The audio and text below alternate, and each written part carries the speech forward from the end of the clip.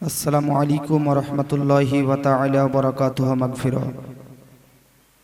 ব্যাস কমান একটু ইকো দেন আর সাউন্ড দিন বক্সে। আলহামদুলিল্লাহিল্লাযী কাফা ওয়া সাফা ওয়া সালামুন আলা ইবাদিহিল্লাযীনা ইসতাফা আম্মা বা'দ। ফাকাদ ক্বালা আল্লাহু তাবারাকা ওয়া তাআলা ফি কালামিহিল মাজিদ وفي الفرقان الحميد فأعوذ بالله من الشيطان الرجيم بسم الله الرحمن الرحيم إن أولياؤه إلا المتقون صدق الله العظيم وبلغنا رسوله النبي الأمين المتين المعين المكين الكريم ونحن على ذلك لمن الشاهدين والشاكرين والحمد لله رب العالمين. وقال الله عز وجل في شان حبيبه المصطفى إن الله وملائكته يصلون على النبي يا أيها الذين آمنوا صلوا عليه وسلموا تسليما. الله বাবু ব্যাসটা কমাও, ব্যাস কমাও, ব্যাস কমাও, সাউন্ড দাও বক্সার, ব্যাসটা কমাও। আল্লাহুম্মা আওয়াজটা পাতলা করো। সাল্লি আলা, এই সাউন্ডটা একটু সাউন্ড দিও হালকাই করে। মাওলানা মুহাম্মদ ওয়া আলা আলিহি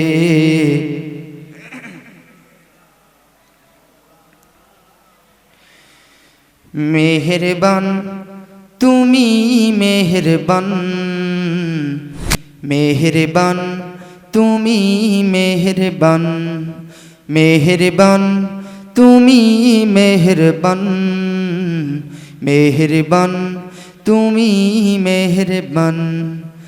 আমি পাপী গুনাহগার, তুমি ছাড়া কে আছে আর। আমি পাপী গুনাহগার, তুমি ছাড়া কে আছে আর। ক্ষমা করো ও গো খোদা, তওবা করি বারে বার। ইয়া রাহিমু রহমান ইয়া কারিমু মেহেরবান, ইয়া রাহিমু রহমান ইয়া কারিমু মেহেরবান, মেহেরবান তুমি মেহেরবান, মেহেরবান তুমি মেহেরবান। জোরে বলেন। জেনে না জেনে হাজার পাপের সাগরে ডুব দিয়েছি, পথ হারিয়ে ভুলে বুঝে না বুঝে। হাজার পাপের সাগরে ডুব দিয়েছি, পথ হারিয়ে ভুলে। নিজের প্রতি নিজে সকাল বিকাল সাজে, নিজের প্রতি নিজে সকাল বিকাল সাজে। জুলুম করেছি বারে বার। ইয়া রাহিমু রহমান ইয়া কারিমু মেহেরবান, মেহেরবান তুমি মেহেরবান, মেহেরবান তুমি মেহেরবান। আল্লাহুম্মা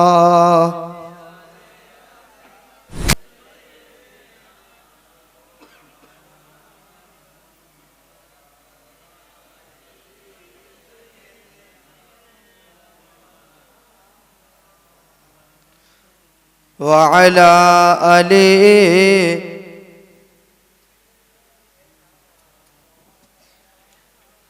সাল্লাল্লাহু তাআলা আলাইহি ওয়াসাল্লাম। আপনারা সকলে ভালো আছেন তো? যাবতীয় প্রশংসা, গুণগান, গুণচর্চা সেই মহান স্রষ্টা আল্লাহ রব্বুল আলামিনের জন্য, যিনি অক্ষয় অব্যয় অনন্ত অসীম এক অদ্বিতীয় ওয়াহদাহু লা শারীক। অতঃপর সে আল্লাহ পাকের শত কোটি শুকরিয়া আদায় করি।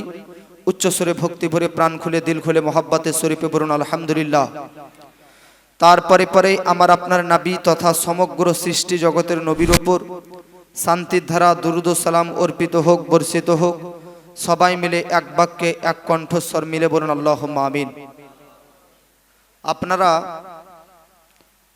আজ হুজুর সাইয়্যিদুনা মুর্শিদেনা ও মালজানা ও মাওলানা শাহ আকবর আলী চিস্তি রহমাতুল্লাহ আলাই তিনার উরুস আপনারা পালিত করতেছেন, উদযাপন করতেছেন। এটা খুব সৌভাগ্যের ব্যাপার, খুব ভাগ্যের ব্যাপার যে আজ আমরা একজন চিস্তিয়া সিলসিলার বৃহত্তম আল্লাহর ওলি হযরত শাহ আকবর আলী চিস্তি রহমাতুল্লাহ আলাইয়ের উরুস পালিত করতেছি। আজকে আপনার এই অলির সঙ্গে সম্পর্ক, এই অলির সঙ্গে কন্ট্যাক্ট রাখা, এই অলির সঙ্গে লিংক রাখা, এই অলির প্রতি মহব্বত রাখাই একদিন হাসরের প্রান্তরে এই মহব্বত, এই সম্পর্ক, এই লিংক, এই যোগাযোগ, এই কন্ট্যাক্ট কাজে আসবে। আর এই সম্পর্কে, এই মহব্বতেই আপনাকে জাহান্নাম থেকে পরিত্রাণ দিয়ে জান্নাত দান করে দিবে। সুবহানাল্লাহ। আল্লাহ পাক কুরআনের মধ্যে বলেছে, আলা ইন্না আউলিয়া আল্লাহি লা খাউফুন আলাইহিম ওয়ালা হুম ইয়াহজানুন। আপনারা প্রত্যেককে আপনাদের গ্রামের আশেপাশের ইমামদের মুখ দিয়ে অহরহ অসংখ্য বক্তব্য, লেকচার শ্রবণ করেন। আল্লাহর ওলিদের নাই কোনো ভয় আছে, নাই কোনো দুঃখ আছে। আল্লাহর ওলিদের না কোনো ভয় আছে, না কোনো দুঃখ আছে। তো ওলিদের ভয় নেই কেন, দুঃখ নেই কেন? আর কোন এমন ওলি যাদের ভয় থাকে না, দুঃখ থাকে না? এটা আমাদেরকে জানতে হবে এবং বুঝতে হবে। তো লা খাউফুন আলাইহিম ওয়ালা হুম ইয়াহজানুন, আল্লাহর ওলিদের ভয় নেই এবং দুঃখ নেই। এর মানে কি? এর मतलब কি? তো সাহেবে তাফসিরে কাবীর ইমাম ফখরুদ্দিন রাজি রহমাহুল্লাহ তাফসিরে কাবীর কুরআনের একটি ব্যাখ্যা গ্রন্থ। এই ব্যাখ্যা গ্রন্থ তাফসিরে কাবীরের যিনি লেখক ইমাম ফখরুদ্দিন রাজি রহমাহুল্লাহ বলে, আল্লাহর ওলিদের ভয় নেই এবং দুঃখ নেই। এর মানেটা কি? ভয় কার হয়, দুঃখ কার হয়? তো ভয় হয় নিজের জন্য আর দুঃখ হয় বন্ধু অপরজনকে নিয়ে। উদাহরণ, আপনি বাসের মধ্যে, প্লেনের মধ্যে, ট্রেনের মধ্যে, পানি জাহাজের মধ্যে সফর করতেছেন। ধরে নিন আপনি আজমির শরীফ যাচ্ছেন ট্রেনের মধ্যে। আল্লাহ না করুক ওই ট্রেনের অ্যাক্সিডেন্ট হয়ে গেল, আল্লাহ না করুক ট্রেনের অ্যাক্সিডেন্ট হয়ে গেল। তো আগে আপনি নিজেকে বাঁচাবেন না বন্ধুদেরকে বাঁচাবেন? জোরে বলে। আগে নিজেকে বাঁচাবেন, তারপর বন্ধুদেরকে বাঁচাবেন। কেন? তার কারণ আপনার বাড়িতে বউ বাচ্চা আছে, স্ত্রী পরিবার প্রতিবেশী আছে, আত্মীয় স্বজন আছে, ছোট ছোট বাচ্চা আছে, বা নাতি নাতনি আছে, পুতা পতিন আছে। আমি সংসারের মেন, সংসারের লিডার। আমি যদি মারা যাই তাহলে আমার বউকে খাওয়াবে কে, পড়াবে কে? আমার মা বাপের মুখে অন্ন তুলে দিবে কে? ছেলে মেয়েদেরকে মানুষ করবে কে? এই নিয়ে আপনার নিজের জন্য ভয় হচ্ছে। এখন নিজেকে তো অ্যাক্সিডেন্ট, দুর্ঘটনা থেকে বাঁচিয়ে তো নিলেন, কিন্তু একটু পর আপনার কাছে খবর আসলো যে আপনার সঙ্গে যে বন্ধুরা সফর করতেছিল তাদের মধ্যে কয়েকজন মারা গিয়েছে। তো যারা মারা গিয়েছে তাদেরকে নিয়ে এবার দুঃখ হচ্ছে না ভয় হবে? জোরে বলেন। দুঃখ। তাহলে দেখলেন, দুঃখ অপরজনকে নিয়ে আর ভয় নিজেকে নিয়ে।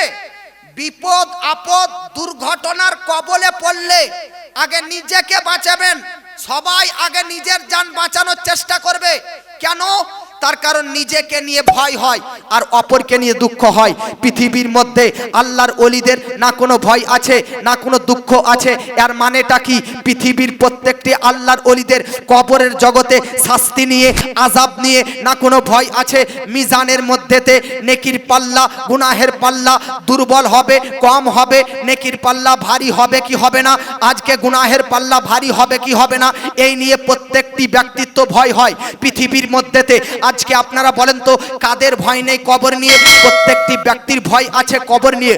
কবর, যে কবরের মধ্যে 3.5 হাত কবর, যে কবরের মধ্যে অন্ধকার কবর, যে কবরের মধ্যে না কোনো লাইটিং এর ব্যবস্থা, না কোনো আলোর ব্যবস্থা, অন্ধকারাচ্ছন্ন, আলকাত্রার চাইতে কালো কবর। বাবাজি, পৃথিবীর মধ্যেতে কবরকে নিয়ে সবার ভয় হয়। কবর তো হচ্ছে সাপ বিচ্ছুর বেরাদার ঘর, কবর তো হচ্ছে পোকা মাকড়ের ঘর।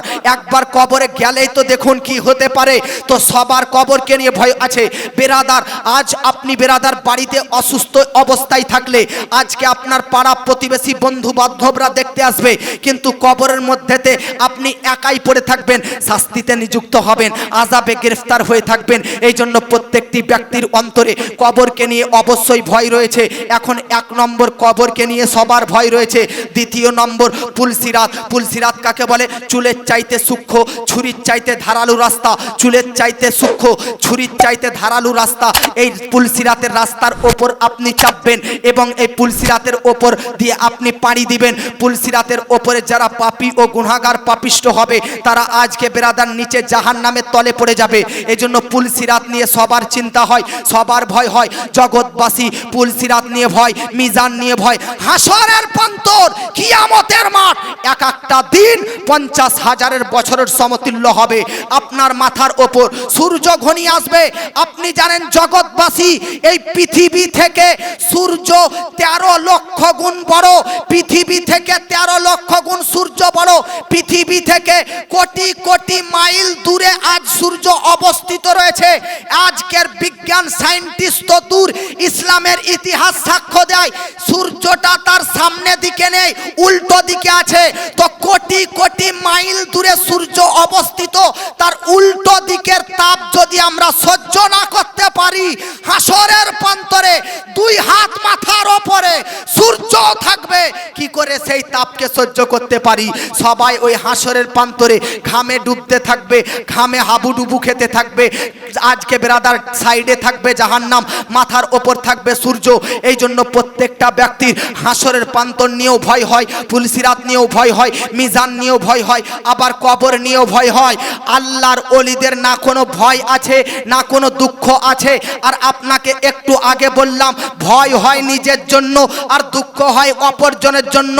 আল্লাহর ওলিদের ভয় নেই, এর মানে আল্লাহ পাক ওলিদেরকে সুসংবাদ দিচ্ছে, যখন তোমরা ওলি হয়ে যাবে, ভিলায়াতের স্থান, ভিলায়াতের বুলান্দ মাকাম পর্যন্ত পৌঁছে যাবে, ভিলায়াতের স্তরে পৌঁছে যাবে, তো তোমাদের না কবরে ভয় থাকবে, না হাসরে ভয় থাকবে, না পুলসিরাতে ভয় থাকবে, না মিজানে ভয় থাকবে। সব জায়গাতে পাস করে সফল হয়ে জান্নাতের মধ্যে চলে যাবে। জোরে বলেন।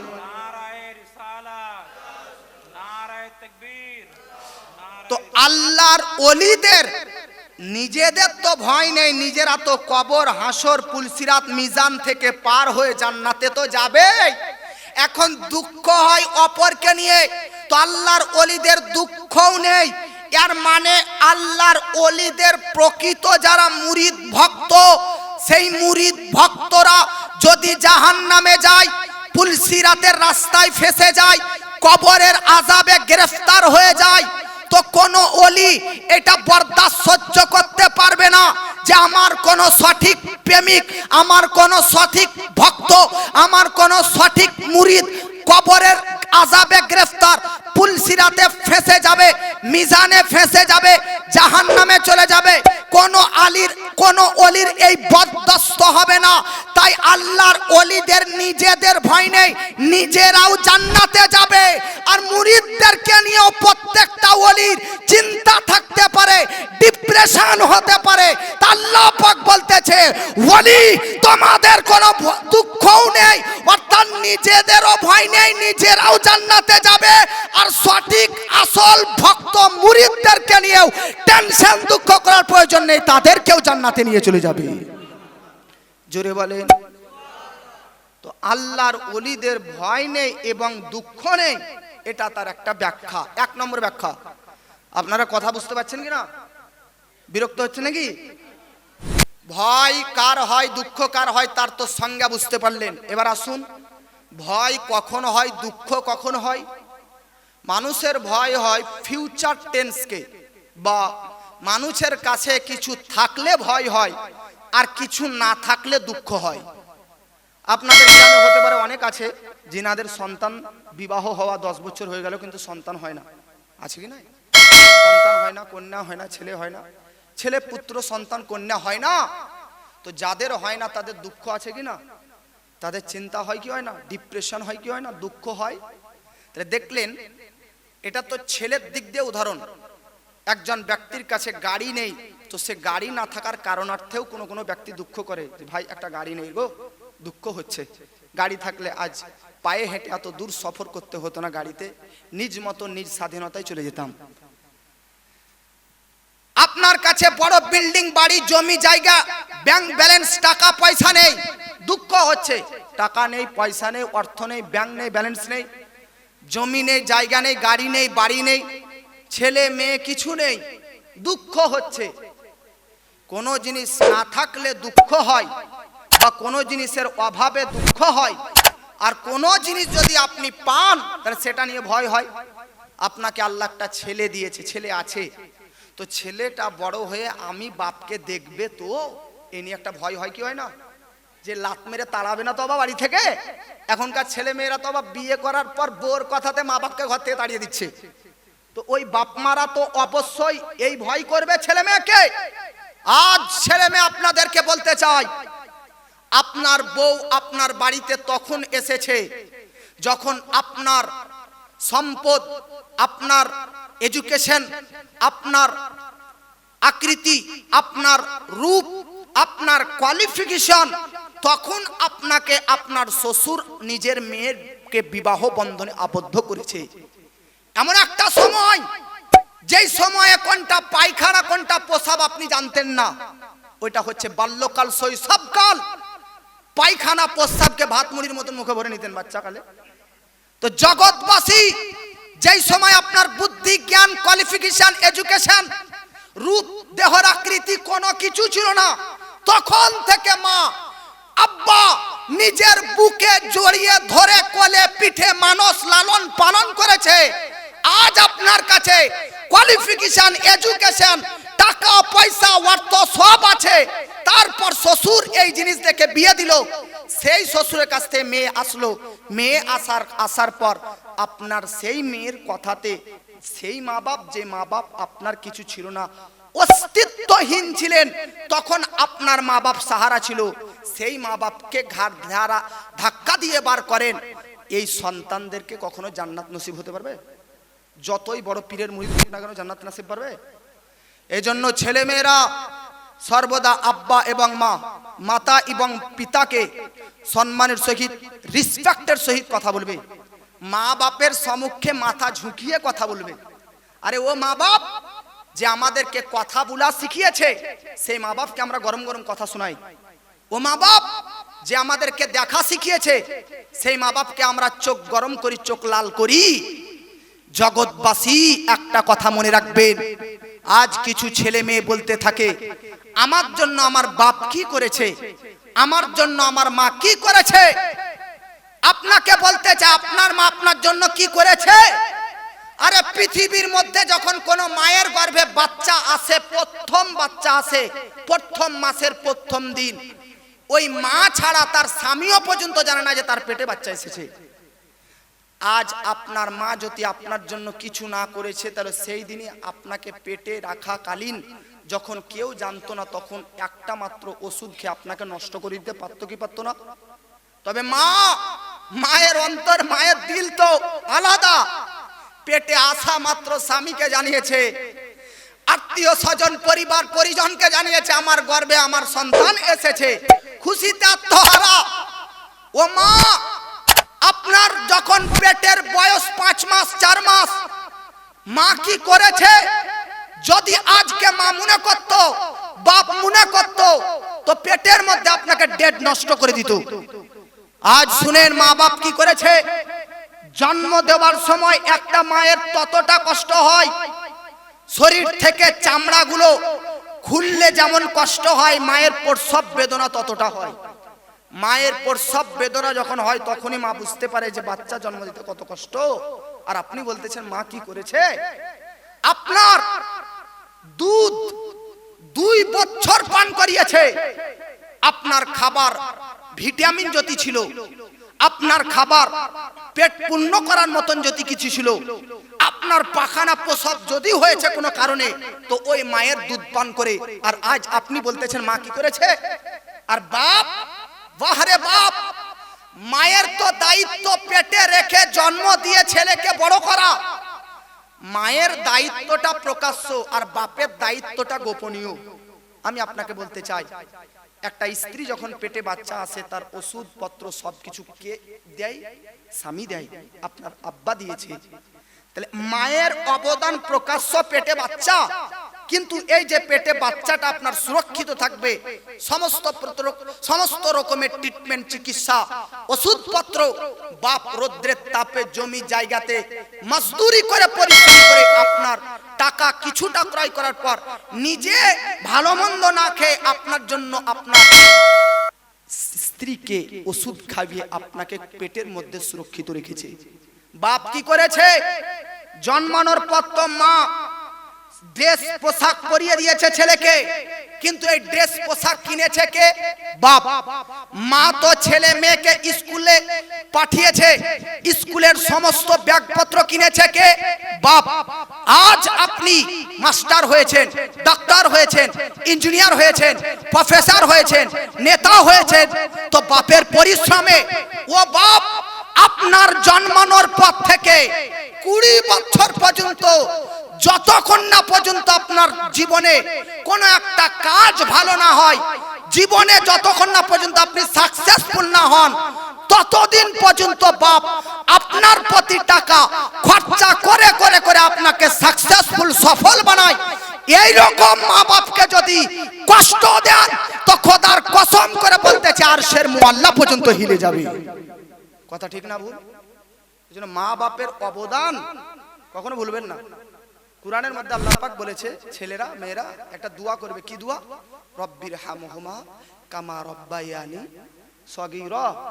অর্থাৎ এ আল্লাহ, আমার মাতা পিতার প্রতি সেরকম ভাবে তুমি ভাবে তারা আমরা যখন বাল্যকাল ছিলাম, ছোট ছিলাম, তখন তারা যেভাবে আমাদের প্রতি সহানুভূতি দেখিয়েছে, লালন পালন করেছে, অনুরূপ ভাবে আল্লাহ তুমিও আমার মা বাপকে সেইভাবেই সহানুভূতি, সেইভাবে দয়া করুন, অবতীর্ণ করুন।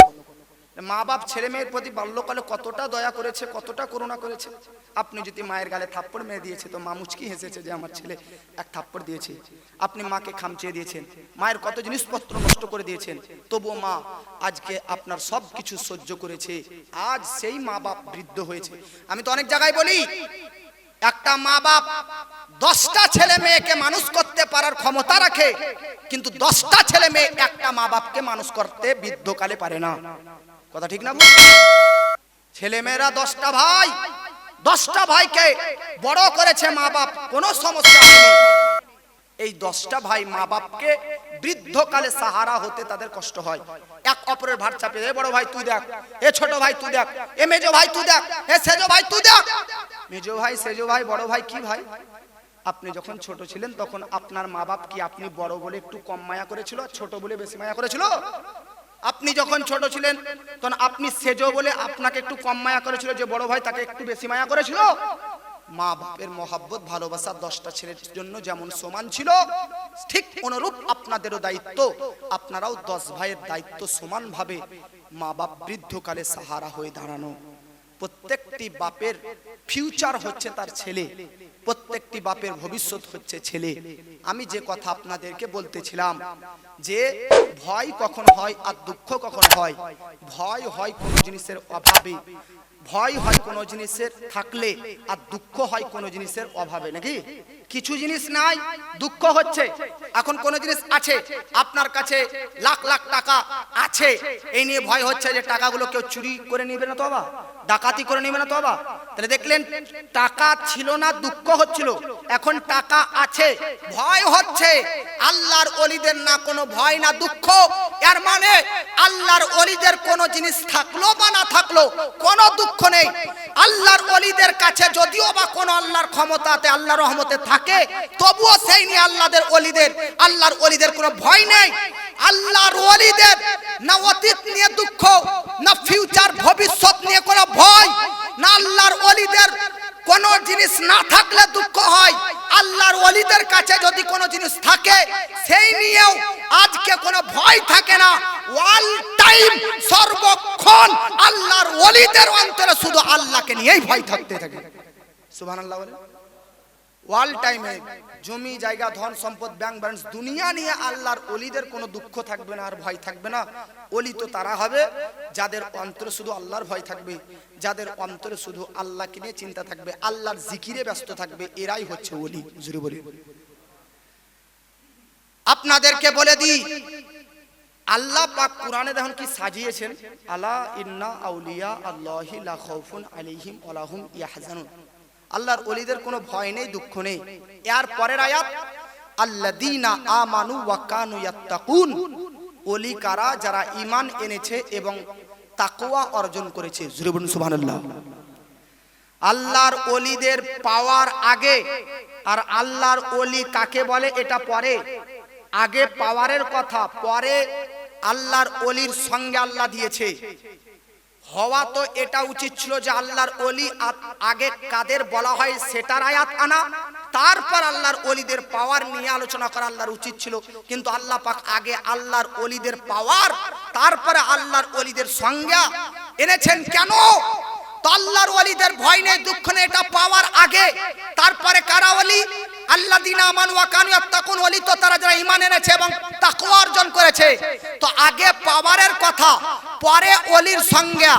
এর অর্থ এই, আল্লাহর কোরআনে আয়াত আনাতে একটা রহস্য আছে। দেখুন, পৃথিবীর প্রত্যেকটা মানুষ ভয়ে লিপ্ত আছে। কোন মানুষের ভয় নেই বলুন তো? যদি কেউ আধার কার্ড না বানিয়েছে তো সবার ভয় হচ্ছে দেশ থেকে তাড়িয়ে দিবে না দিবে না। কেউ কাছে যদি জন্ম সার্টিফিকেট না আছে তো পাসপোর্ট হবে না, পাসপোর্ট না থাকলে তো আবার NRCCAN নামে আবার দেশ থেকে তাড়িয়ে দিবে না তো আবার। তো বেরাদার প্রত্যেকটা মানুষ ভয়ে, প্রত্যেকটা মানুষ ভীতুতে লিপ্ত। কোন মানুষের ভয় নেই? রাস্তায় চলতে চলতে বেরাদার, আপনি বেরাদার রাস্তার সাইডে কেন যান?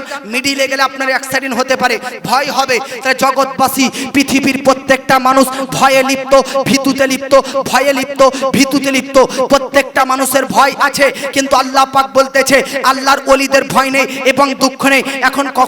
এখন কোন মুমিন ব্যক্তি যখন এই আয়াত পাঠ করবে যে আল্লাহর ওলিদের কোনো ভয় নেই, আচ্ছা পৃথিবীর মধ্যে সবার ভয় আছে, এরা আবা কারা যাদের ভয় নেই? এরা আবা কারা যাদের দুঃখ নেই? আরে দুঃখ সুখ মিলেই তো জীবন, দুঃখ সুখ মিলেই তো জীবন, দুঃখ সুখ মিলেই তো লাইফ। আরে এরা কারা যাদের লাইফে, যাদের জীবনে না কোনো দুঃখ আছে, না কোনো ফেয়ার আছে, না কোনো স্যাড আছে, না কোনো ভয় আছে, না কোনো ভীতু আছে। তো এই জন্য প্রত্যেকটা ব্যক্তি কান খাড়া করে শুনতে থাকবে যে ওরা কারা যাদের ভয় নেই, দুঃখ নেই। তো মানুষের কানটা খাড়া এই জন্য আল্লাহ করে দিল। আল্লাহর ওলিদের সংজ্ঞা যদি আগে দিত, তারপরে এই পাওয়ারের কথা যে ভয় নেই দুঃখ নেই পরে বলতো, তাহলে মানুষ ধ্যান দিত না। আগে ভয় নেই দুঃখ নেই পাওয়ারের কথা বললো, তাতে মানুষ যেন এটার দিকে ধ্যান দেয় যে সবার দুঃখ ভয় আছে। এরা কারা যাদের দুঃখ এবং ভয় কোনো লাইফে নেই, তাতে মানুষের ধ্যানটা যেন আল্লাহর ওলির দিকে যায়। ওলির দিকে যখন যাবে পাওয়ার শুনে, তখন ওলি কারা তাদের কথা আল্লাহ পাক কোরআনের মধ্যে বলে দিবে। জুড়ে বলে, মহব্বতে বলে। ওলি কারা? যারা তাকওয়া অর্জন করেছে, খোদা ভীরুতা অর্জন করেছে। আপনারা বিরক্ত হচ্ছে না তো বাবা?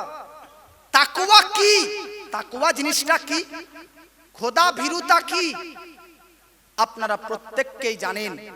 তাকওয়ার ব্যাপারে আল্লাহ পাক কোরআনের মধ্যে অসংখ্য জায়গাতে আলোচনা করেছে। একটা আয়াত যেটা আমি খুতবার পাঠ করেছিলাম, খুতবার মধ্যে, ইন আউলিয়াউহু ইল্লাল মুত্তাকুন, ওলি তো তারাই যারা তাকওয়া অর্জন করবে। ইন আউলিয়াউহু ইল্লাল মুত্তাকুন, প্রকৃত ওলি তো তারা যারা তাকওয়া অর্জন করবে। আজ আমরা ওলিদের ব্যাপারে জীবনী শুনতে গিয়ে, ওলিদের ব্যাপারে আলোচনা শুনতে গিয়ে আমরা বক্তাদেরকে বলি, হুজুর ওলির কোন একটা কারামাত বর্ণনা করুন। কারামাত, কারামাত মানে আশ্চর্যনীয় ঘটনা, অলৌকিক ঘটনা। কিন্তু আপনাদের জানা উচিত কারামাত পরে, তাকওয়া আগে। কি বললাম? কারামাত পরে, তাকওয়া আগে। স্কুলে একটা ছাত্র 100টা ছাত্রের মধ্যে ফার্স্ট ডিভিশনে, ফার্স্ট নম্বরে, ফার্স্ট র্যাঙ্কে পাস করেছে, তো তাকে এলাকার নেতা মন্ত্রী মাস্টাররা এসে তার গলাতে একটা সোনার মেডেল পরিয়ে দিয়েছে। 100টা ছাত্রের মধ্যে একটা ছেলে ফার্স্ট হয়েছে, তাই তার গলার মধ্যে সোনার একটা মেডেল পরিয়ে দিয়েছে। 90% মানুষ, 90% ছাত্রের গার্জেন, 90% স্টুডেন্টের গার্জেন, পিতা মাতারা মেডেলটার দিকে তাকিয়ে আছে যে মেডেলটা সোনার কত ওজনের হবে, কত ভরি হবে, কত গ্রামের হবে, কত কিলোগ্রাম হবে, কত মিলিগ্রাম হবে। 90% ছাত্র গার্জেনরা ওই সোনার মেডেলের দিকে তাকিয়েছে। একটা ছেলে ফার্স্ট হয়েছে, কিন্তু স্কুলে প্রোগ্রাম হলো সকল ছাত্রর গার্জেনদেরকে তো ডাকে নাকি? একটা ছেলেকে সোনার মেডেল, তো 90%, 90টি ছাত্রর পিতামাতা ওই সোনার মেডেলটার দিকে তাকিয়ে আছে যে কত ভরি হবে, কত আনা হবে, কত গ্রাম হবে, কত মিলিগ্রাম হবে। আর 9% ছাত্র, 9% অল্প, 9% ছাত্রের গার্জেনরা মেডেলটার দিকে নয়, কত গ্রাম হবে, কত মিলিগ্রাম হবে, কত আনা, কত ভরি হবে, এই দিকে নয়, বরং ওই ছাত্রটির মেহনত পরিশ্রমের দিকে তাকাচ্ছে যে ছেলেটা কত পরিশ্রম করেছে, যার জন্য আজকে এত বড় মেডেল পেয়েছে। পরিশ্রম দেখুন, 90% ছাত্রের গার্জেনরা তাকালো পুরস্কারের দিকে, উপহারের দিকে, গিফটের দিকে, মেডেলের দিকে। 9% ছাত্রের গার্জেনরা না পুরস্কার, না উপহার, না গিফট, না মেডেলের দিকে, বরং তারা ওই ছাত্রের পরিশ্রম এবং মেহনতের দিকে তাকাচ্ছে যে ছাত্রটা রাতকে দিন করে কত না কি পড়েছে, 24 ঘন্টা কত আজকে বুকস, বই পড়াশোনা করেছে, এডুকেশন নিয়ে কত চর্চা করেছে, কত জ্ঞান চর্চা করেছে, যার কারণে আজকে তারা সে এই পুরস্কারে ভূষিত হয়েছে। তো বলুন, চিন্তা ভাবনা কাদেরটা সঠিক? 9% ছাত্রের গার্জেনদের না 90% ছাত্রের গার্জেনদের? কেন? তার কারণ মেডেলটা আসল জিনিস নয়, আসল হচ্ছে পরিশ্রম। আর আল্লাহর ওলিদের গলাতে কারামাতের মেডেল পরা আছে, আর আপনারাও সেই মেডেলটার দিকে তাকিয়ে আছেন। কিন্তু আপনারা আল্লাহর ওলিদের পরিশ্রমমূলক তাকওয়াটা দেখলেন না, যে কত সাধনা, উপাসনা, আরাধনা করে আজকে তিনি আল্লাহর ওলি হয়েছে। কোন ব্যক্তি, একটা ছাত্র যেমন রাতকে দিন করে পরিশ্রম করে জেগে পড়াশোনা করার পর ফার্স্ট ডিভিশনে পাস করেছে, তারপর তাকে পুরস্কার দিয়েছে, ঠিক কোন আল্লাহর ওলিরা সাধনা, তপস্যা, ইবাদত, উপাসনা, আরাধনা করে করে করে ভিলায়াতের উচ্চ স্তরে যখন পৌঁছে যায়, তখন আল্লাহ তাদের গলাতে কারামাত নামক মেডেলটা ঝুলিয়ে দেয়, যাতে আজ আপনারা আমরা সেই কারামাত, ওই মেডেলটাকে দেখতেছি। কিন্তু আমাদেরকে দেখতে হবে ওলিদের পরিশ্রম, তাকওয়ার দিকে, তবে আমরা আমাদের জীবনে কিছুটা পরিবর্তন আনতে পারবো। আপনাদেরকে কয়েকজন আল্লাহর ওলির তাকওয়া বলতেছি। বাবাজি, বিশ্বের মানচিত্রে একজন আল্লাহর ওলি, তিনার নাম হচ্ছে ইমামে আজম আবু হানিফা। জোরে বলেন। আপনারা হানাফি কি হানাফি না? আমাদের হানাফি মাযহাবের ইমামের নাম নু'মান ইবনে সাবিত। তিনার কুনিয়াত, উপনাম হচ্ছে ইমামে আবু হানিফা। ইমামে আবু হানিফা শুনেননি? ইমামে আজম আবু হানিফা। সুন্নিদের মধ্যে 4টি দল প্রসিদ্ধ, এর বাইরে কোনো দল প্রসিদ্ধ নয়। 4টি মাযহাব কি কি প্রসিদ্ধ, নির্ভুল, গ্রহণযোগ্য, হানাফি, শাফিঈ, মালিকি, হাম্বলি। এর বহির্গত যত মাযহাব সৃষ্টি হয়েছে পৃথিবীতে সব মাযহাব বাতিল ও ভ্রান্ত ও 72 দলের অন্তর্ভুক্ত। ভারতবর্ষের ইতিহাস সার্চ করেন, ভারতবর্ষের ইতিহাস 1200 হিজরির আগে ভারতবর্ষে হানাফি আর শাফি ছাড়া কোনো মাযহাব ছিল না। কত হিজরির আগে? এখন চলছে 1447 হিজরি। আজ থেকে 247 বছর আগেকার ভারতের ইতিহাস সার্চ করেন। ভারতের বুকে দেওবন্দি, ওয়াহাবি, ফারাজি, তাবলিগি, জামাতি যত রকমের ফেরকা আছে কোন ফেরকা নামও নিশান এই ভারতের মধ্যে ছিল না। যত ফেরকা ভারতের মধ্যে সৃষ্টি হয়েছে সব 1200 হিজরির পর। 1200 হিজরির আগে নয়, 1200 হিজরির পর যখন আজকে বাতিলরা মুখ তুলল, কখনো নবীর শানে, ওলির শানে, মাজারের শানে, আল্লাহর শানে বেয়াদবি করতে লাগলো, তখন আল্লাহ পাক ভারতের মধ্যে বেরেলিতে 14 শতাব্দীর মুজাদ্দিদ আলা হযরতকে পাঠিয়ে সমস্ত ফিরকার মুখোশ উন্মোচন করে দিল। জোরে বলেন। আজ আপনাদেরকে বলতে চাই 1200 হিজরির আগে ভারতে হানাফি মাযহাবই ছিল। কেরালাতে এখনো শাফি আছে, শাফিরা প্রসিদ্ধ ভালো, কিন্তু বর্তমান যুগে আপনাদের গ্রামের চতুর্দিকে কিছু কিছু ফারাজি আছে, তারা নিজেদের আজকে মুখোশটা যেন না প্রকাশ হয় তাই নিজেকে শাফি আপনি ফতোয়া না দিতে পারেন, কিন্তু আসলে সে ফারাজি আর নাম করে শাফি। ভারতের বুকে কত হিজরি আগে কোনো দল ছিল না? 1200। জোরে বলেন কত? হ্যাঁ, 1200 হিজরির পর যত রকমের দল, ভ্রান্ত দল, বাতিল ফিরকা এই ভারতের মধ্যে সৃষ্টি হয়েছে। ভারতের মধ্যে একমাত্র হানাফি মাযহাব আর শাফি মাসলাকের মান্যকারী ছিল। শাফি মাসলাক কম ছিল, হানাফি মাযহাবের মান্যকারী বেশি। এই যে হানাফি মাযহাবের ইমাম, ইমামের নাম কি? ইমামে আজম আবু হানিফা। ইমামে আজম আবু হানিফার জন্ম হয়েছে 80 হিজরিতে আর ইন্তেকাল হয়েছে 150 হিজরিতে। এখন চলছে 1447 হিজরি আর ওনার জন্ম 80 হিজরিতে। আজ থেকে 1300 বছর আগেকার ইমাম ইমামে আজম আবু হানিফা 80 হিজরিতে জন্ম, 150 হিজরিতে যদি ইন্তেকাল হয় তাহলে তিনার বয়স কত হয়? হ্যাঁ, ইমামে আজম আবু হানিফা 1 নম্বরে জন্ম 80 হিজরিতে। 93 হিজরিতে ইমাম মালিক, মালিকি মাযহাবের ইমাম ইমাম মালিক বিন আনাসের জন্ম 93 হিজরিতে। তারপরে 150 হিজরিতে যেই দিন আমাদের ইমামে আজম আবু হানিফার ইন্তেকাল হয় সেই দিন 150 হিজরিতে ইমাম শাফির জন্ম হয়। 4 নম্বর ইমাম আহমদ বিন হাম্বল, তিনি 167 হিজরিতে জন্মগ্রহণ করেন।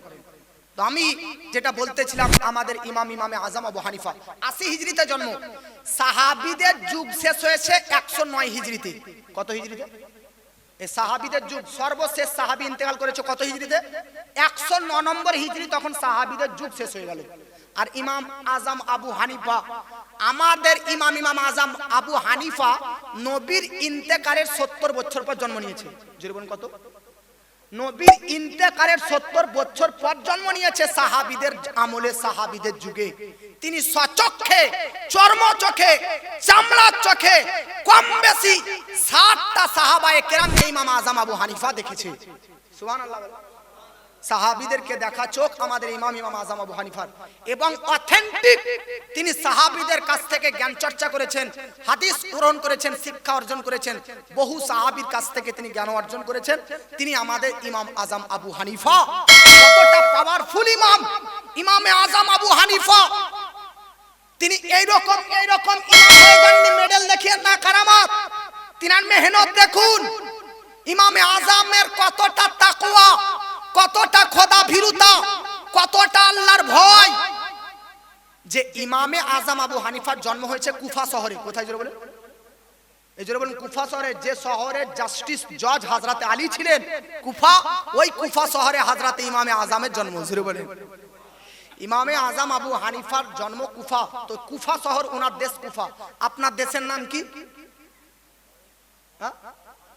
হ্যাঁ, আমাদেরই দেশের নাম 3টা, কোন দেশের নাম 3টা নাই।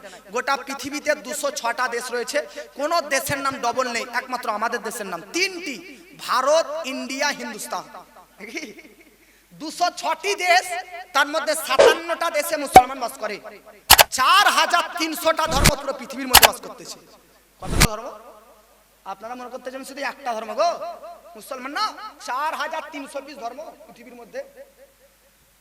তো ইমামে আজম আবু হানিফা তিনি তিনার শহরের মধ্যে তাকওয়া দেখুন, ইমামে আজম আবু হানিফা হানাফি মাযহাবের ইমামের তাকওয়া কতটা তিনার অন্তরে আল্লাহর ভয়। মা বোনরা একটু শুনেন, কুফা শহরে একদিন একটা ছাগল হারিয়ে গিয়েছে।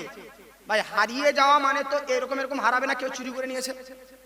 আমাদের গ্রামে বুঝলেন কয়দিন থেকে ছাগল তো দূরের কথা, টোটো আপনাদের এইদিকে হয়, টোটো বুঝেন, টোটোর ব্যাটারি পর্যন্ত চুরি করে নিয়েছে। টোটোর ব্যাটারি চুরি, তো চুরি করছে কারা? তো একটা চোর ধরা পড়লো, তো বলতেছে চোরটাকে দেখে চোর মনে হয় না, স্বভাবে চুরি করছে, অভাবে নয়। আগেকার মানুষ অভাবে চুরি করতে, এখন স্বভাবে। স্বভাবটা কি তার? ড্রাগস নিচ্ছে, হিরোইন। আপনাদের দিকে খাই যুবকরা হিরোইন, ড্রাগস, মদ্যপান করার এতটা নেশা। হিরোইন তো দামি জিনিস, দামি প্রোডাক্ট, তাই হিরোইনের ড্রাগসের নেশাতে তার শরীর কেমন করে দিয়েছে যে আর ড্রাগস না নিলে সহ্য হয় না। এই জন্য টাকা তো নেই, তাই লোকের বাড়িতে টোটো ব্রাদার ব্যাটারি চুরি করে নিয়ে বিক্রি করে হিরোইন খাচ্ছে। ছাগল গরু বাইরে বাঁধাই যায় না ভাই, মোটর সাইকেল চুরি হয়ে যাচ্ছে গো। এককালীন আমাদের গ্রামে সাইকেল মাঠে থেকে যেত, 2 দিন 3 দিন কিছু হারাতো না। আর এখন ভয়ে মানুষ সাইকেল নিয়ে মাঠ যায় না, যদি কেউ সাইকেল রেখে জমিতে গেল আমার চুরি হয়ে গেল। তো হিরোইন, ড্রাগসখোর, নিশাখোর ব্যক্তিরা, নিশাসক্ত যুবকরা এখন খুব চুরি চামারি করছে। সাবধান করে দিচ্ছে, আপনারা করবেন না। দেখুন তো কুফা শহরে একটা ছাগল চুরি হয়ে গিয়েছে। তাই ইমামে আজম আবু হানিফা 7 বছর পর্যন্ত ছাগলের মাংস খায়নি। কত বছর পর্যন্ত? ইমামে আজম আবু হানিফা তিনি বলতেছে হতে পারে যারা ছাগল ক্রয় বিক্রয় করে তাদেরকে আপনারা কি বলেন? পেকার। আমাদের গ্রামে পেকার বলে, আপনাদের দিকে পাইকারি বলে। তো ইমাম আজম আবু হানিফা বলতেছে হতে পারে কোন পেকারের কাছে কোন চোর সেই ছাগলটা বিক্রি করেছে, আর সেই পেকারের কাছ থেকে কোন কসাই ক্রয় করে, কসাইয়ে জবাই করে সেই মাংস যদি আমার ধারাতে চলে এসে, তাহলে তো আল্লাহর ভয় হারিয়ে যাবে। তাই তিনার শহরে একটা ছাগল চুরি হয়ে গিয়েছে, এই সূত্রে তিনি 7 বছর মাংস খাইনি ছাগলের। যেন হতে পারে ওই ছাগলটার মাংস আমি কোনো দোকানে কিনতে গেলাম, ভুল বশত ওই ছাগলটা যদি ওই দোকানে বিক্রি হয়, আর ওই চুরি হওয়া ছাগলের মাংস যদি আমি ক্রয় করে এনে খেয়ে নিই, তাহলে কি হয়ে যেতে পারে? রুহানিয়াত নষ্ট হয়ে যেতে পারে। তাই তিনি 7 বছর মাংস খাওয়াই ছেড়ে দিয়েছিলেন। বুঝতে পারেননি? এতটা ভয় আমাদের মধ্যে আছে ভাই, আছে। আমরা তো এমন ব্যক্তির টোটো ব্যাটারি চুরি করতেছি, আর উনার ভিতরে কতটা তাকওয়া, কতটা খোদা ভীরুতা, কতটা আল্লাহর ভয়, যে তিনি 7 বছর পর্যন্ত ছাগলের মাংস খাওয়া ছেড়ে দিয়েছেন। এই জন্য যে হতে পারে ওই চুরি হয়ে যাওয়া ছাগলটি কোন কসাই কেটেছে, আর সেই মাংস যদিও বা আমি ক্রয় করে আনি, সেই মাংস হতে পারে চুরি হয়ে যাওয়া ছাগলের মাংস হতে পারে। তাই তিনি 7 বছর পর্যন্ত তিনি ছাগলের মাংসই খায়নি। কত বড় বিজ্ঞান ব্যক্তি, কত বড় সায়েন্টিস্ট আমাদের ইমাম আজম আবু হানিফা। তিনি 8 বছর তো খেতে না পারতেন, 10 বছর তো খেতে না পারতেন, 5 বছর তো খেতে না পারতেন, কিন্তু 7 বছরই কেন? তো ইমাম আজম আবু হানিফা বলতেছে মূলত একটা ছাগলের বয়স খুব জোর 7 বছর পর্যন্তই চলতে পারে। সুবহানাল্লাহ বলেন। তো যে ছাগলটি চুরি হয়ে গেছে সে তো একটা প্রাপ্তবয়স্ক ছাগল, তো বেরাদার তবুও প্রাপ্তবয়স্ক হলে আর মোটামুটি 3 বছর বাঁচত। তো ইমামে আজম আবু হানিফার ভিতরে কতটা আল্লাহর ভয়, যে তিনি বাচ্চা থেকে মরণ পর্যন্ত একটা ছাগলের বয়স 7 বছর হতে পারে, তাই তিনি 7 বছর পর্যন্ত ছাগলের মাংসই খাওয়া ছেড়ে দিয়েছে। সুবহানাল্লাহ বলে। ইমাম আজম আবু হানিফা বহুত বড় ব্যবসায়িক ছিলেন। কি ছিলেন? আপনাদের গ্রামে ব্যবসায়িক আছে? জামা কাপড় ইত্যাদি বিক্রি করা, শাড়ি ইত্যাদি বিক্রি করা, জামা কাপড়, পাঞ্জাবি, পোশাক। ইমামে আজম আবু হানিফা বহুত বড় ব্যবসায়িক ছিলেন। এত বড় ব্যবসায়িক ছিলেন, 250-র উপরে তিনার দোকানে ম্যানেজার থাকতো। কতটা বললাম ভাই? একটা দোকানে একটা ম্যানেজার থাকে, 250 ম্যানেজার যদি থাকে তাহলে ভাবুন কত বড় ব্যবসা, কত বড় ফ্যাক্টরি, আর কত বড় গুদাম। 250, 250, অর্থাৎ 250 ম্যানেজারের নেতৃত্বে তিনার ব্যবসা চলতো, আর একাই তিনি মালিক। ইমামে আজম আবু হানিফা কখনো কখনো দোকানদারদের কাছে ফ্যাক্টরি থেকে জামা কাপড় আসার সময়, ফ্যাক্টরিতে জামা তৈরি হওয়ার সময় ছিঁড়ে যায় কি যায় না? নতুন জামা, নতুন শাড়ি ছিঁড়ে আছে কি থাকে না? ইমামে আজম আবু হানিফা রহমাতুল্লাহ আলাইহির দোকানে একটা কাপড়, একটা জামা রেখে দিলেন, যে জামাটা ইমামে আজম আবু হানিফা, কোন কোন রেওয়ায়াতে লিপিবদ্ধ আছে যে ওই কাপড়টা ছিঁড়া কাপড় ছিল, আর কোন কোন কিতাবে লেখা আছে যে ইমাম আজম আবু হানিফা 2-1 দিন ওই জামাটা পরেছিলেন, পরিধান করেছিলেন। যাই হোক, ইমামে আজম আবু হানিফা একটা ম্যানেজারকে বলল, শুনো, আমার এই জামাটা পরিধিত জামা, পড়া জামা, 1 নম্বর। 2 নম্বর, অন্য মতে এই জামাটার মধ্যে একটু ছিঁড়া ফাটা আছে, অতএব তুমি এই জামাটা বিক্রয় করিও না। যদি এই মতটা নেওয়া যায় যে জামাটা পরিধিত জামা, পড়া জামা, তাহলে তুমি বিক্রি করিও না। আর যদি জামাটা ছিঁড়া, এই মতটা আমি ধরি, তাহলে এটার অর্থ এটা হতে পারে যে ইমাম আজম আবু হানিফা তার ম্যানেজারকে বলতেছে যে ছিঁড়া জামার দাম যেটা জামা, তার চাইতে অর্ধেক দাম নেবে, কারণ জামাটার মধ্যে ছিঁড়ে আছে, তাই ছিঁড়ার কারণে একটা খুঁত, একটা ত্রুটির কারণে জামার দাম অর্ধেক কমিয়ে দিবে। আগে দেখাবা যে অর্ধেক দাম কম, যদি নিতে চায় গ্রাহক, যদি নিতে চায় কাস্টমার, তাহলে দিবে। কয়েকদিন আজম আবু হানিফা দোকানের মধ্যে আসে, গুদামের মধ্যে, ফ্যাক্টরির মধ্যে আসার পর দেখতেছে ওই জামাটা নেই। ম্যানেজারকে ডাকা হলো, ম্যানেজার জামাটা কই? তো জামাটা তো হুজুর বিক্রি করে দিয়েছি, ভুল বশত ছিঁড়া আপনার ওই জামাটা বিক্রি করে দিয়েছি, কাস্টমারকে কিন্তু বলতে আমাদের মনে নেই, মনে ছিল না। জামার যেটা আসল দাম, আসল দামই 1000 দিরহামে বিক্রি করে দিয়েছি। কত বড় অন্যায়! ছিঁড়া জামা এমন তো তোমাকে কাস্টমারকে দেখিয়ে যদি তার ইচ্ছা হয় তাহলে সে নিবে, আর অর্ধেক দাম দিয়ে বিক্রি করবে, তুমি ফুল দাম দিয়ে বিক্রি করে দিয়েছো। আর আমাদের গ্রামের ব্যবসায়িকরা কি করে?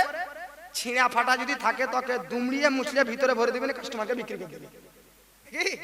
কি যাও দুমড়িয়ে মুছড়ে বিক্রি করে দিলাম, পার হয়ে গেল মানে আর ফেরত হবে না। এই দোকানে বেরিয়ে যাওয়া মাল আর ফেরত নেওয়া হয় না। আমাদের ব্যবসায়িকদের তাকওয়া এটা। আর ইমামে আজম আবু হানিফার তাকওয়া কি? আরে ভাই, আমি তো এই জন্য বলি, ব্যবসায়িক হতে গেলে, আজকে বিজনেসম্যান হতে গেলে আগে আলিমে দ্বীন হন, আলিমে দ্বীন হন, প্রকৃত মৌলবি হন। দেখুন, ব্যবসাতে আপনার আল্লাহর ভয় হবে, আর আপনার ব্যবসাটা হালালি ভাবে চলতে থাকবে। ইমামে আজম আবু হানিফা বলল, কাকে বিক্রি করেছো? রেজিস্টারে নাম আছে তো? বলো হুজুর তার নামটাও তো রেজিস্ট্রি করা হয়নি। তো খুঁজতে খুঁজতে খুঁজতে কয়েকদিন থেকে ইমামে আজম আবু হানিফা এত বড় মালিক হয়ে যে ছিঁড়া জামাইটা কে ক্রয় করে নিয়ে গেছে, খুঁজতে খুঁজতে দেখা গেল যে কুফা থেকে মদিনা কম বেশি 1400 কিলোমিটারের রাস্তা। কত বললাম? মদিনা থেকে কুফা কত কিলোমিটারের রাস্তা? কম বেশি 1400 কিলোমিটার দূর থেকে একজন গ্রাহক এসেছিল। ওই গ্রাহকটা একটু নেককার গ্রাহক ছিল, তো দোকানে আসার পর অত বাছাই কুছাই করেনি, ছিঁড়া জামাই নিচে চলে গেছে। আর দোকানদারও কিন্তু বলতে ভুলে গিয়েছে যে ছিঁড়া জামা আছে, অর্ধেক দামও নিতে ভুলে গেছে। কয়েকদিন পর খোঁজ পেলেন যে মদিনার এক ব্যক্তি এই জামাটা নিয়ে চলে গিয়েছে। ইমাম আজম আবু হানিফা ধরতে ধরতে যাওয়ার পর বলতেছে, আপনার কাছে আমার একটা জামা আছে, এই জামাটা আমারই জামা, যেটা ছিঁড়া ছিল, কিন্তু আমার দোকানদার ভুলবশত আপনাকে বিক্রি করে দিয়েছে। আপনি হয়তোবা আপনার জামার টাকাটা ফেরত নিয়ে নিন আর জামাটা আমাকে দিয়ে দিন, নতুবা আপনি জামার যা দাম দিয়েছে তার অর্ধেক দাম আপনি জামাটাতে কিনুন, আর বাকি অর্ধেক দাম যে আপনি আমাকে দিয়েছেন ওই অর্ধেক টাকাটা ফেরত নিয়ে নিন। ইমামে আজম আবু হানিফা তেনাকে এক্সট্রা ছিঁড়া জামাই ক্রয় করেছে, তাই 600 দিরহাম, 1000 দিরহামে জামাটা ক্রয় করেছিল, অর্ধেক দাম হলে 500 দিরহাম, তাই তিনি 500 দিরহাম আরো এক্সট্রা 100 দিরহাম দিলেন। কেন? যে তিনি মদিনা থেকে যে কুফা জামাটা কিনতে এসেছিল, রাস্তা খরচ হয়েছে, তাই 100 দিরহাম লাগিয়ে 600 দিরহাম সেই ছিঁড়া জামা যে নিয়েছিল তাই ব্যক্তিকে দিয়ে দিলেন। জোরে বলেন। তো ইয়ে হচ্ছে তাকওয়া, এর নাম খোদাভীরুতা। এরকম এরকম তিনারা ওলি হয়েছে। ইমামে আজম আবু হানিফা তিনার যেই জায়গাতে ইন্তেকাল হয়েছে, আপনার আমার তো জানা নাই কোন জায়গাতে ইন্তেকাল হবে, আল্লাহর ওলি তো ওনারা। উনার যেই জায়গাতে ইন্তেকাল হবে হযরত, ওই জায়গাতে উনি 7,000 খতম কোরআন শরীফ পড়েছেন। আর আমাদের মা বোনরা রোজার মাসের কোরআন শরীফ পড়ে তাকে বন্ধ করে রেখে দিয়েছে। ঠাক 11 মাস পর আবার রোজা আসবে, তখন আবার কোরআন শরীফ পড়বো নাকি হুজুর নি? আব্বা জান শুনেন, ইমামে আজম আবু হানিফা যেই জায়গাতে ইন্তেকাল করবে সেই জায়গাতে বসে বসে 100-200 খতম নয়, 1000-2000 নয়, 7,000 কোরআন খতম দিয়েছেন। জুড়ে বলে ইমাম আজম আবু হানিফা তিনি রমাদান মাসে 61 খতম দিতেন। কত খতম? আমরা তো রোজার মাসে 1 খতমও সম্পূর্ণভাবে দিতে পারি না, আর ইমামে আজম আবু হানিফা দিনে 1 খতম, রাত্রে 1 খতম, টোটাল 2 খতম। 30টি রোজা হলে 60 খতম হয়, আর এক্সট্রা 1টা খতম তারাবি ইমাম অবস্থায় মুক্তাদিরকে শোনাতেন। টোটাল 61 খতম তিনি বেরাদার রমাদান মাসে আদায় করতেন। জুড়ে বলে জেসে তাকওয়া ইমামে আজম আবু হানিফা 40 বছর পর্যন্ত কন্টিনিউ ধারাবাহিক এশার উজুতে ফজরের নামাজ পড়েছেন। এশার উজুতে ফজরের নামাজ আদায় করা এটা কয়েকজন বুজুর্গ ব্যক্তি করেছেন। গৌস পাক করেছেন, কয়েকজন বুজুর্গ ব্যক্তি, হযরত সুফিয়ান সৌরি করেছেন, তার মধ্যে ইমামে আজম আবু হানিফা তিনি এক ব্যক্তি। আমরা বক্তারা আমাদেরই কথা বলতেছি, আপনারা কি আমরাও পাপী? পরস্পর 10টা রাত যদি জলসা করি তো আমাদের শরীর অসুস্থ হয়ে যায় রাত জাগার কারণার্থে। আর আমি চিন্তা ভাবনা করতেছি ইমামে আজম আবু হানিফা কন্টিনিউ 40 রাত বলছি, আবার 40 বছর কন্টিনিউ তিনি বেরাদার প্রতি রাত্রে জাগরণ করে ইবাদত করতেন। উজু ভঙ্গ হয় কি করলে? বুখারীতে একটা হাদিস আছে, বিনা উজুতেও নামাজ হয়ে যায়। সুবহানাল্লাহ। अब আপনারা বলবেন হুজুর আজকে নতুন বক্তা পেলাম, একটা মশলা পেলাম, এই ঠান্ডার টাইমে মশলাটা কাজে লাগবে নাকি? বিনা উজুতে নামাজ হবে, ঠান্ডার টাইমে কাজে লাগবে নাকি? বুখারী শরীফে আছে যে হযরতরা বুখারী শরীফ পড়েছেন, শাইখুল হাদিস যিনারা বুখারী শরীফে শিক্ষা দেয়, এই বুখারী শরীফের মধ্যে একটা হাদিস আছে যে বিনা উজুতে আমার আপনার নবীজি নামাজ পড়েছেন। ঠান্ডার টাইমে অত্যন্ত শীতকালে আমার আপনার নবীজি ঘুমালেন, আর আমার নবী ঘুমালেন তা হাদিসে এই বর্ণনা রয়েছে যে নবী নাক ডেকে পর্যন্ত ঘুমিয়েছেন। নাক ডাকে যে ঘুমায় তার ঘুমটা পাতলা হয় না ভারী হয়? তো নবীর ভারী ঘুম ভাঙার পর নবী উজু করলেন না, ডাইরেক্ট মসজিদে নবাবিতে গিয়ে নবীজি নামাজ পড়ালেন। পড়লেন না, পেছনে মুক্তাদিরকে নিয়েও নামাজ পড়ালেন। বলেন নবীর জন্য নামাজটা সহি হয়েছে না ভুল হয়েছে? এবার আপনি বলবেন হুজুর নবী যেটা করেছে সেটাও করবো আমরা, কারণ নবী বিনা উজুতে নামাজ পড়েছে। তাহলে বললাম একটা হাদিস পড়ে কখনো কি বোঝা যায়? আর একটা হাদিস পড় বুখারী শরীফের, তানামুল আইন ওয়ালা ইয়ানামু কলবি। ওরে পাগলা, ওরে বুকা, নবীর ঘুম আর উম্মতের ঘুম কি সমান? আরে নবীর ঘুম তানামুল আইন ওয়ালা ইয়ানামু কলবি, নবীর ঘুম আর আমাদের ঘুম, নবীর চক্ষুটা ঘুমাতো, অন্তরটা জেগে থাকতো। আর উম্মতের ঘুম অন্তর, চক্ষু, হৃদয় সব জোরে সরে ঘুমিয়ে যায়। আর নবীর ঘুম শুধু চক্ষুটা বন্ধ হয়ে যেত, অন্তরটা জেগে থাকতো। এই জন্য নবীর ঘুমেও নবীজির উজু নষ্ট করতো না। জোরে বলে এই জন্য নবীর এটা খুশুসিয়াত, স্পেশালিটি, এটা স্পেশালিটি নবীর জন্য যে নবীর ঘুম, নবীর উজু ভঙ্গ হতো না, তাই নবী বিনা উজুতেও তিনি নামাজ পড়াতেন। জোরে বলি সুবহানাল্লাহ। উজু কিসে কিসে নষ্ট হয়? 1 নম্বর ঘুমে। কিসে বললাম? এই যে ঘুম বলতে আপনারা কোন ঘুম বুঝেন? অনেকজন ব্যক্তি দেখবেন মসজিদে এরকম বসে আছে, তসবিহ গুনছে, এদিকে ঘুমিয়ে গেছে। মুয়াজ্জিন সাহেব তসবিহ গুনতে গুনতে গুনতে ঘুমিয়ে গেছে, এদিকে 1:30টা বেজে গেছে, একামতের টাইম হয়ে গেছে, হ্যাঁ, কিন্তু আর উঠে না। পাশে কার মুক্তাদির, হে মুয়াজ্জিন একামত দে, তো মুয়াজ্জিন এমন মনোভাব নিয়ে উঠে, হে কি রে, হ্যাঁ একামত তো দিতে হবে। ও মনে করতে চাচ্ছে যে লোককে বলবো যে আমি তো ঘুমাচ্ছিলাম না, চোখ বুঝে তসবিহ পাঠ করতেছিলাম।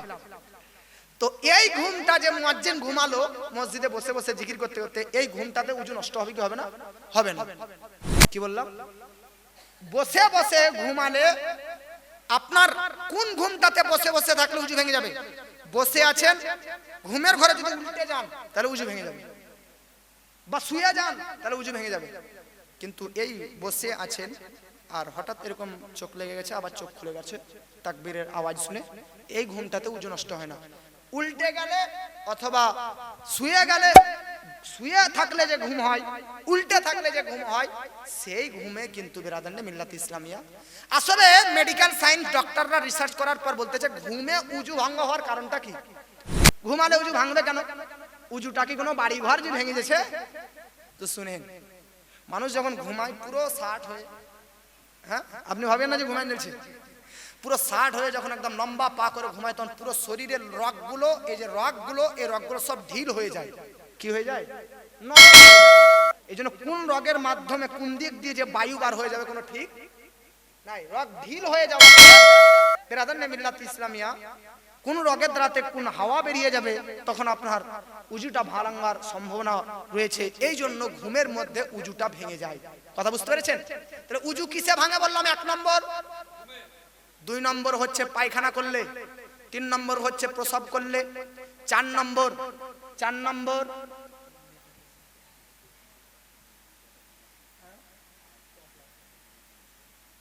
হ্যাঁ আপনাদেরকে তো বললাম যে বসে আছেন, যদি ঘুম লাগে তাহলে এই ঘুমে উজু ভাঙবে না। টেক লাগিয়ে আছেন এরকম ভাবে, এইভাবে ঘুমালে কিন্তু উজু ভঙ্গ হবে না। উল্টে পড়ে গেলে বা আপনার পাছা উঠে গেলে আপনার উজু ভেঙে যাবে। কথা বুঝতে পেরেছেন? টেক লাগিয়ে ঘুমিয়ে আছেন এরকম, আপনি একদম শর্ট দাঁড়িয়ে আছেন, উজু ভঙ্গ হবে না। উজু ভঙ্গ হওয়া, নষ্ট হওয়ার কারণ ঘুম, পাখানা, প্রসব, বায়ু প্রবাহিত, 4টা। 5 নম্বর, ইনজেকশন দিয়েছেন কখনো ভাই? ভয় করেছেন? ভাবনদেরকে ভয় হয় ইনজেকশনে? আপনাদের ভয় হয়? আচ্ছা, ইনজেকশনে দেখবেন কখনো কখনো ফুললে রক্ত একটু বার হয় কি হয় না? কারো কারো বার হয় না, কারো কারো বার হয় নাকি? এই যে ইনজেকশন দেওয়ার পর ডাক্তার একটা কি লাগিয়ে দেয়, ওখানে তুলো লাগিয়ে দেয় না, কি বলে আপনারা? তুলোটা লাগিয়ে দেয়। তো তুলোটা লাগাবেন না, ইনজেকশন নেওয়ার পর সরিয়ে দেবেন, তুলো লাগাতে দেবেন না, দেখবেন একটু রক্ত বেরিয়ে যাবে। টেস্ট করে দেখবেন, ফুললে কিন্তু রক্ত বের হয়, হালকা রক্ত। এই যে রক্ত বার হলে উজু ভঙ্গ হয়, কিন্তু কেমন রক্ত বার হওয়া? ফোঁড়া মাত্র রক্ত বার হয়েছে, গড়ে যায় না, কেবল বার হয়েছে দেখা গিয়েছে, রক্তটা ওখানেই থেমে আছে, তাহলে উজু ভাঙবে না। কিন্তু এত জায়গা কেটে গেছে, এত দূর কেটে গেছে, এত বড় জখম হয়ে গেছে যে দল দল দল দল করে টস টস টস টস করে রক্তগুলো টুপাই টুপাই পড়তেছে, তাহলে এই টুপানো রক্ততে, গড়ে যাওয়া রক্ততে উজু ভেঙে যাবে। মশলা বুঝতে পেরেছেন? রক্ত বের হয়েছে দেখেছেন, গড়ে যায়নি, উজু ভাঙবে না, কিন্তু গড়ে যাওয়াতে উজু ভেঙে যাবে। 5টা হলো। 6 নম্বর, মুখ ভর্তি যদি বমি হয় তাহলে উজু ভেঙে যাবে। কথা বুঝতে পেরেছেন? এখন কোন কোন যুবকদের একটা কথা বলতেছি, মশলা বলতেছি, লজ্জা নয়। কোন কোন পুরুষদের এই অসুখ আছে যে ব্রাদার পেশাব নয়, কখনো কখনো সাদা পানি বের হয়ে যায়, তো এটাতে গোসল ফরজ হয় না, উজু ফরজ হয়ে যায়। কথা বুঝতে পেরেছেন? তাহলে এই 7টা জিনিসে উজু ফরজ হয়, উজু ভেঙে যায়, আবার নতুন করে উজু করতে হয়। আপনি ভাবুন, ইমামে আজম আবু হানিফা 40 বছর এশার নামাজ পড়ে যে উজু করেছিলেন, ওই উজুটাতে ফজরের নামাজ পড়তেছেন, মানে সারা রাত্রে না তিনি আর ঘুমিয়েছিলেন, না প্রসাব পাখানা, না কোনো রকমের বমি করা, না কোনো রকমের বায়ু প্রবাহিত, কিছুই হয়নি, কন্টিনিউ 40 বছর পর্যন্ত নামাজ পড়েছে। জোরে বলে। এই জন্য ইমামে আজম আবু হানিফা যখন নামাজ পড়তেন রাত জেগে, তো কখনো কখনো ঘুম আসতো, তো তিনি নিজের মাজাটাকে দড়িতে, আপনারা এই যে জামা টাঙানোর জন্য দড়িগুলো বাঁধেন না, কি বলেন? তো এই পিলার থেকে এই পিলার তিনি দড়ি বাঁধতেন, আর দড়িতে তিনি বেরাদার মাজা বেঁধে রাখতেন, তাতে যেন ঘুম না আসে, উল্টে যেন না যায়। ইমামে আজম আবু হানিফা কখনো কখনো এক পায়ের ওপর ভর দিয়ে, কথা বললাম, এক পায়ের ওপর ভর দিয়ে কোন নামাজ পড়েছেন? এক পায়ের ওপর ভর দিয়ে 15 বছর কোরআন শরীফ খতম দিয়েছে। কত বছর? কথা বুঝতে পারলেন না আপনারা? এক পায়ের ভর ওপর, বুঝেন না? এটা ব্যায়াম হয়, স্কুলে ব্যায়াম করায়, কি ব্যায়ামটার নাম ভুলে গেলাম, একদম স্ট্রেট, এই ডান পাটা বাম পায়ের উপর এরকম করে রেখে দাঁড়ানো, এক পায়ে হয় কি হয় না? তাই এক পায়ে দাঁড়িয়ে থাকতে কষ্ট হয় কি হয় না মানুষের? তাহলে দেখুন বেরাদার, তিনি কষ্ট কত করেছেন যে 15 বছর পর্যন্ত তিনি বেরাদার এক পায়ের ওপর ভর দিয়ে দিয়ে কোরআন শরীফ পাঠ করতেন। এরকম ওলি হওয়া যায় না। ওলি হতে গেলে বহু সাধনা, তপস্যা, উপাসনা আরাধনার মাধ্যমে তাকওয়ার মাধ্যমে আল্লাহর ওলি হওয়া যায়। জোরে বলেন আর মহব্বতে বলেন। अब थोड़ा गौस पाकेर ताकवा देखुन, बड़ पीर आब्दुल कादेर जिलानीर ताकवा। আপনারা 29 রোজা রাখবেন কিনা? রোজা রাখেন কিনা? কারা কারা রোজা রাখেন একবার জোরে বলেন সুবহানাল্লাহ। এর মানে সবাই রাখে না কি? সুবহানাল্লাহ আসতে হয়ে গেল। মা বোনদেরকে যদি বলি সুবহানাল্লাহ বলেন তো মনে হয় আপনাদের আওয়াজ কমে যাবে, এনাদের আওয়াজ বেড়ে যাবে। মা বোনদেরকে আওয়াজে পারবেন না কেন? উপাড়াতে যদি ঝগড়া হয় তাহলে ইপাড়া থেকে ঝগড়ার আওয়াজ শোনা যায়। মা বোনদের টুটি আর গলার কণ্ঠ এত উচ্চ যে উপাড়াতে ঝগড়া করলে ইপাড়া থেকে শুনতে পাওয়া যায়। তাহলে ইপাড়া থেকে সুবহানাল্লাহ বলে ইপাড়ার মানুষ কত আওয়াজ হবে, কানে তালা লেগে যাবে নাকি? মা বোন তাহলে আপনারাই ভাবুন না, মা সবাই আপনারা আমার মায়ের মতন ভাবুন। কোন জালসা মিলাদে জোরে সুবহানাল্লাহ বলতে বক্তা বলেছে? আলহামদুলিল্লাহ আল্লাহু আকবার বলতে বলেছে না? কেন? সুবহানাল্লাহ, আলহামদুলিল্লাহ, আল্লাহু আকবার, জাযাকাল্লাহ, মাশাআল্লাহ, এইগুলো সব ভালো জিনিস, ভালো শব্দ, নেকির শব্দ। তবুও আপনাদের উচ্চ কণ্ঠে বলা জায়েজ নেই। তাহলে ঝগড়ার টাইমে কত ভালো মন্দ কথা বলেন, ওগুলো জায়েজ হবে? জোরে বলেন। মা বোনরা একটা ঝাঁটার লেগে, আমাদের বাড়ির পাশে একটা বাড়ি ছিল বুঝলেন, হ্যাঁ, তো ও বাড়ির মুরগিটা এসে এই বাড়ির মধ্যে ঢুকে গেছে বুঝলেন। ওই বাড়ির মুরগি কেন তোর বাড়ির মুরগি আমার বাড়ি আসবে বল, বাস ঝগড়া লেগে গেল মুরগির জন্য। ও বাড়ির ছাগল এসে এই বাড়ির কিছুটা ফসল খেয়ে নিয়েছে তাই ঝগড়া। আর ছাগল যদি খেয়ে নেয়, বাড়ির গার্জেন কি সব সময় মোরগ ছাগল ইত্যাদি কি ধরে রাখতে পারবে ভাই? এগুলো কি ধরে রাখা জিনিস? কখন কখন এগুলো পশু পক্ষী, এদের ভুঁজ বুদ্ধি আছে, মানুষের ক্ষতি কখন হবে, লাভ কোথাতে হবে, এই নিয়ে মা বোনরা ঝগড়া করবেন না। মা বোনরা ঝগড়ার টাইমে কত ভালো মন্দ গালিগুলো ব্যবহার করে। ভাবুন সুবহানাল্লাহ, আলহামদুলিল্লাহ, আল্লাহু আকবার, ভালো শব্দ, নেকি শব্দ উচ্চ কণ্ঠে পাঠ করা জায়েজ যদি না থাকে, তাহলে আপনারা গুনাহের শব্দ, গুনাহের বার্তা, অশ্লীল কথাবার্তা, গালিগুলো উচ্চ কণ্ঠে বলা জায়েজ হবে? এই জোরে বলেন। সাবালিকা মহিলাদের জন্য স্টেজে এসে, মশলা শুনেন, কড়া মশলা, রাগ করতে পারেন অনেকে, সাবালিকা মহিলাদের জন্য উচ্চ কণ্ঠে কোরআন শরীফ নাত পড়া, মানকাবাত পড়া জায়েজ নেই। কোন মেয়েদের জন্য? সাবালিকা। কেন ভাই?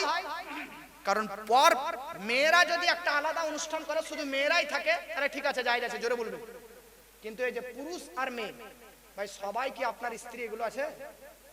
জোরে বলেন।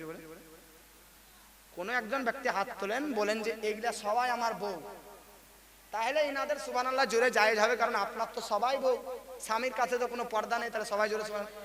সবার তো বউ নয়, একটা একটা করে বউ এক একজনের। তো আপনার যদি এখানে কোনো একটা বউ আছে, তো আমার তো বউ না এখানে, তাহলে আমার জন্য ইনাদের পর্দা করা ফরজ। তো একটা অচেনা পরপুরুষ, অচেনা বলতে যে আপনি আমাকে আজ দেখলেন এই জন্য অচেনা, একে অচেনা বলে না। মহিলারা কার কার সামনে পর্দা করবে? 8 প্রকারের পুরুষের কাছ থেকে। বাপ, ভাই, নিজের বাপ, নিজের ছেলে, দাদা, হ্যাঁ, চাচা, ভাতিজা, এই 8 প্রকার কয়েকটা পুরুষ, যারা রক্তের অতি, এদের কাছ থেকে কোনো পর্দা নাই। এদের সামনে কথা বলতে পারে, এদের সঙ্গে কথা বলতে পারে, কথাবার্তা বলতে পারে। এই 8 প্রকার বাদ দিয়ে আর অন্য কোন পুরুষের সঙ্গে কথা বলা জায়েজ হবে? আর এখনকার মা বোনরা আর ছেলেরা, আমাদের গ্রামে একটা ছেলে বিয়ে করেছে বুঝলেন, তো ছেলেটা যাকে বিয়ে করেছে, যে মেয়েকে, তার ছোট বোনটা লাগছে, ওইটাও বউ হয়ে গেছে, শালিটাও বউ হয়ে গেছে, বউকে বাদ দিয়ে শালিকে পার্কে ঘুরেছে। এগুলা জায়েজ ভাই? দেওরকে আল্লাহর নবী মৃত্যুর সঙ্গে তুলনা করেছে। আরে ভাই, আল্লাহ রব্বুল আলামিন কোরআনে এটা বলেননি যে জেনা করিও না। আল্লাহ কি বলেছে? আল্লাহ বলেছে যে তোমরা জেনার কাছে যেও না, লা তাকরাবুজ জিনা। কি বলেছে? জেনার কাছে যেও না।